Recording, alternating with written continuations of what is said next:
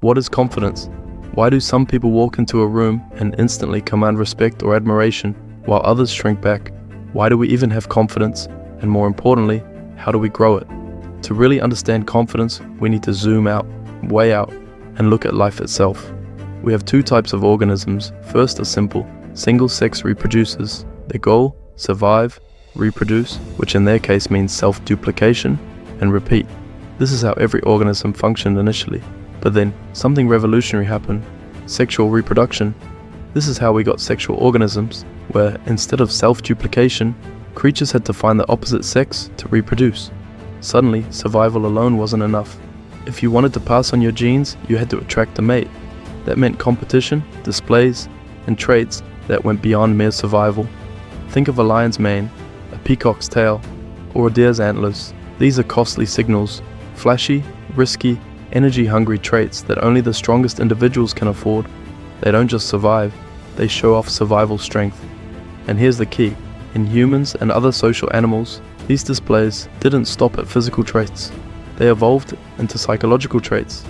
Things like ambition, dominance, charisma, and yes, confidence. Confidence is, in many ways, our version of the peacock's tail, a behavioral display that signals strength, competence, and fitness to mates, rivals, and allies. So what makes confidence go up in real life? In simple terms, winning. Your brain and body treat confidence as a feedback loop. When you win, socially, financially, physically, cognitively, your biology rewards you. You feel more confident, which makes you bolder, which helps you win more.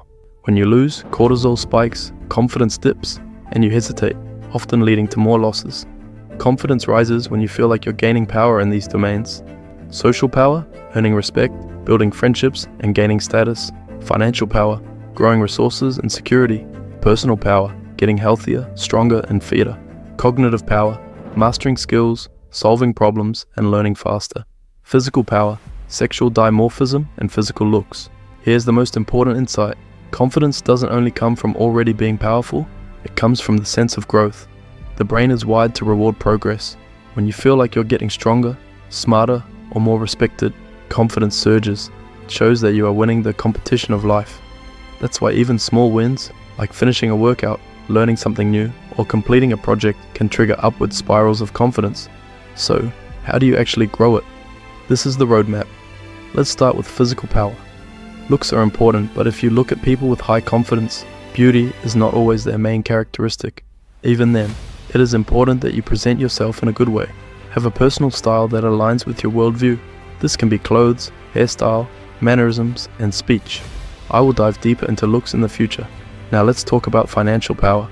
It is important to focus on being a high achiever. People often say that you live once, so you must enjoy your life to the fullest.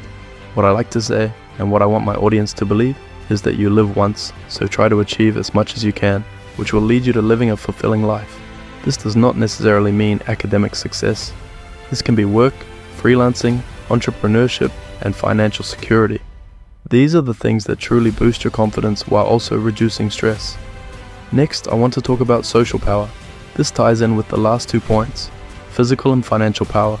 You must let your personality and achievements speak for themselves. This is exactly what will help you gain status, respect, and social power, which will boost your confidence exponentially, while also making your life more fulfilling and full of adventures. Now comes the cognitive power. Your intelligence, knowledge, and skills will be the things helping you get everything in your life, from finance to personal growth and social presence. You need to read, learn, and integrate. Read about things like life philosophy, personal interactions, science, biology, and any question you may have for yourself. Thankfully, I will be talking about these topics on this channel, so don't miss out. Knowledge is power, especially when you are one of the few who has it. Lastly, I want to talk about personal power. Your hormones and health dictate how you think, feel, act, and work. If you have low serotonin, you feel like a nobody and have no ambition. If you have high serotonin, you feel on top of the world and don't want to do anything else. Your hormones and neurotransmitters must be balanced. I will talk about all of those in future videos. Now it's time to grow.